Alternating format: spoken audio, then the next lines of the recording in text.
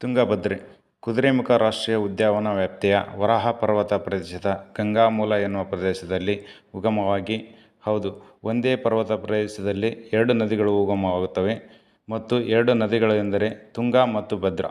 ಇವೆರಡು ನದಿಗಳಲ್ಲಿ ಭದ್ರಾ ನದಿ ಪೂರ್ವಾಭಿಮುಖವಾಗಿ ಹರಿದು ನಂತರ ಕೂಡ್ಲಿಯಲ್ಲಿ ತುಂಗಾ ನದಿಯೊಂದಿಗೆ ಸಂಗಮವಾಗಿ ತುಂಗಭದ್ರಾ ನದಿಯಾಗಿ ಮುಂದುವರಿಯುತ್ತದೆ. ಆಗಿನ ಜಿಲ್ಲೆ ಬಳ್ಳಾರಿಯ ಹೊಸಪೇಟೆ ತಾಲೂಕಿನ ಮುನಿರಾಬಾದ್ ಎನ್ನುವ ಪ್ರದೇಶದಲ್ಲಿ ಅಣೆಕಟ್ಟು ನಿರ್ಮಿಸಿ ಬಳ್ಳಾರಿ, ಕೊಪ್ಪಳ, ರಾಯಚೂರು, ಆಂಧ್ರ ಮತ್ತು ತೆಲಂಗಾಣ ರಾಜ್ಯದ ರೈತರ ಜೀವನಾಡಿಯಾಗಿದೆ. ಹೌದು ಬಂಧುಗಳೇ, ಈ ಒಂದು ಜೀವನಾಡಿ ತುಂಗಭದ್ರೆ ನಮ್ಮ ಒಂದು ಈಗಿನ ವಿಜಯನಗರ ಜಿಲ್ಲೆಯ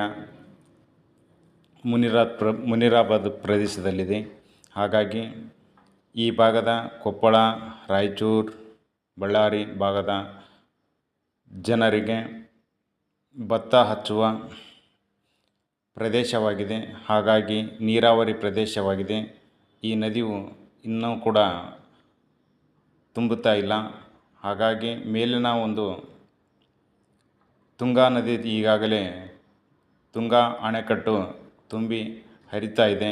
ಹಾಗಾಗಿ ಇನ್ನೂ ಕೆಲವೇ ದಿನಗಳಲ್ಲಿ ನದಿಗೆ ನೀರು ಬರುವಂತಹ ಭರವಸೆ ನಮ್ಮಲ್ಲಿದೆ.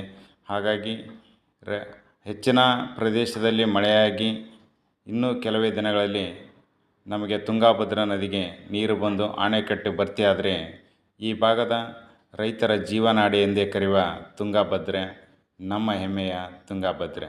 ಧನ್ಯವಾದಗಳು.